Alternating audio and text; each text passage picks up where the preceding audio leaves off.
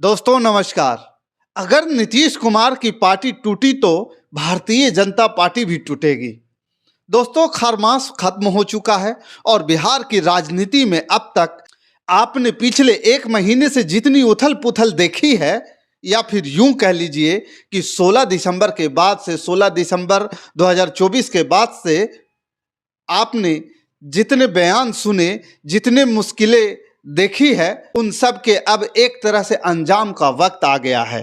16 दिसंबर को अमित शाह एक बयान देते हैं और अपने उस बयान में यह कहते हैं कि बिहार में मुख्यमंत्री कौन होगा यह भारतीय जनता पार्टी का पार्लियामेंट्री बोर्ड तय करेगा। इसके बाद 17 दिसंबर को वह बाबा साहब भीमराव अंबेडकर के ऊपर एक टिप्पणी करते हैं और यह टिप्पणी वह संसद में करते हैं, राज्यसभा में करते हैं, जिसके बाद हंगामा मच जाता है और फिर नीतीश कुमार एनडीए मीटिंग में जाने से कतराते हैं। 2 दिन के लिए दिल्ली जाते भी हैं, लेकिन भारतीय जनता पार्टी के किसी भी नेता से मुलाकात नहीं करते हैं।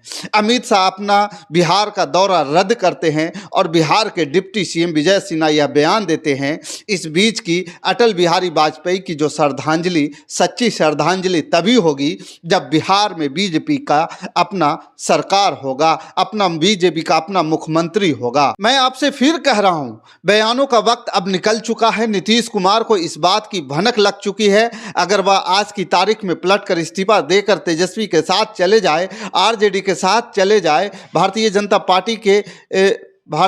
पार्टी एक झटके में उनके सांसद को तोड़ देगी, क्योंकि लल्लन सिंह और संजय झा दोनों वो नेता हैं जो आज की तारीख में भारतीय जनता पार्टी के गुण गाते हैं।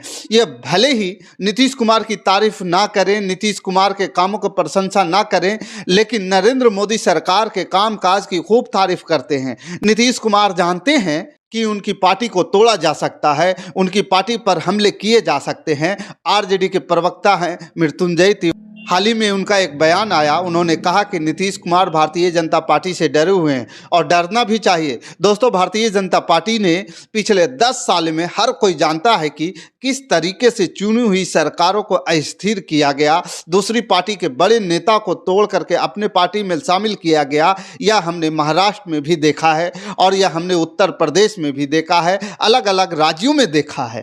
अब नीतीश कुमार को यह लगने लगा है कि अगर उनकी पार्टी पर इस तरीके का कोई संकट आता है, उससे पहले ही नीतीश कुमार को अपनी तैयारियां पूरी कर लेनी चाहिए और शायद इसलिए नीतीश कुमार ने अपने सबसे करीबी शख्स मनीष वर्मा को पार्टी का महासचिव बनाया था। हाल ही में नीतीश कुमार ने बैठकें भी ली थी, नीतीश कुमार प्रगति यात्रा पर भी निकले। बिहार की मौजूदा स्थिति क्या है, बिहार के जनता उनके बारे में क्या सोचती है, यह जानने के लिए भी नीतीश कुमार निकले और अब नीतीश कुमार अपनी प्रगति यात्रा के तीसरे चरण पर 16 तारीख से निकल रहे हैं।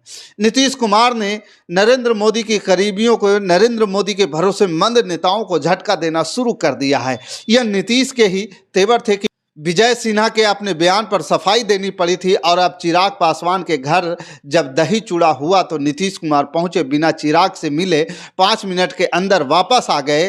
नीतीश कुमार अब अपना एक एक कदम फूंक करके रख रहे हैं। हाल ही में अपनी पार्टी के तमाम बड़े नेता और विधायकों के साथ उन्होंने मीटिंग भी की थी। दोस्तों अब ये कहा जा रहा है कि नीतीश कुमार इन दिनों भारतीय जनता पार्टी के विधायकों पर डोरे डाल रहे हैं। नीतीश कुमार को लगता है कि अगर उनकी पार्टी को तोड़ा जाएगा तो उसी वक्त भारतीय जनता पार्टी में भी टूट करवा देंगे।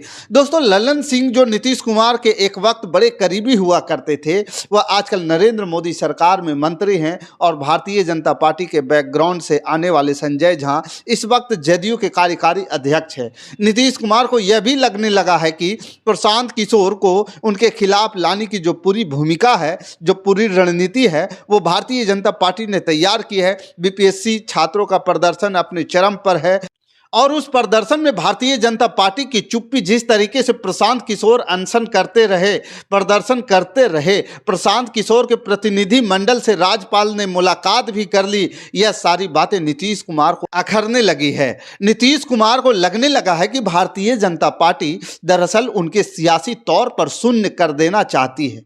भारतीय जनता पार्टी चाहती है कि नीतीश कुमार को नवीन पटनायक बना देना। भारतीय जनता पार्टी चाहती है कि नीतीश कुमार कुर्सी कुर्सी छोड़ दे और बिहार में मुख्यमंत्री की कुर्सी पर बीजेपी का कब्जा हो जाए। लेकिन दोस्तों, इस बात को हर कोई जानता है कि नीतीश कुमार भले ही स्वास्थ्य कारणों से बीमार हो सकते हैं, उनकी सक्रियता में कुछ कमी आ सकती है, लेकिन आज भी बिहार में की राजनीति में गुणागणित करने के मामले में नीतीश कुमार का कोई सानी नहीं है।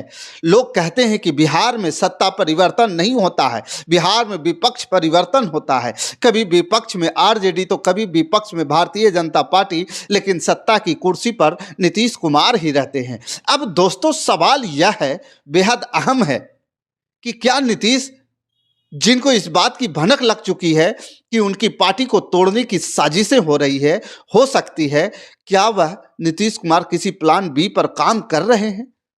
क्या नीतीश कुमार के संपर्क में भारतीय जनता पार्टी के कुछ विधायक भी हैं?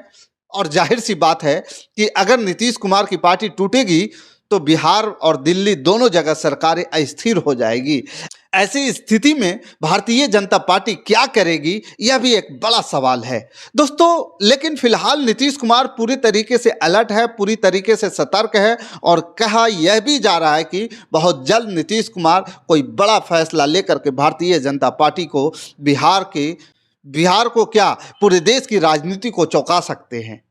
तो नीतीश कुमार के मन में क्या चल रहा है दोस्तों, ये तो वही जानते होंगे, क्योंकि नीतीश कुमार के मन को समझ पाना भी बहुत बड़ा चैलेंज होता है। अब इंतजार कीजिए दोस्तों नीतीश कुमार की, आखिर नीतीश कुमार क्या करते हैं, उनका अगला कदम क्या होगा, भारतीय जनता पार्टी को राहत देगा या तनाव देगा। फिलहाल इस खबर में इतना ही। बाकी इस खबर के प्रति आपका क्या विचार है, आप हमें कमेंट कर जरूर बताइएगा। हमारे साथ बने रहने के लिए धन्यवाद। जय हिंद, जय भारत।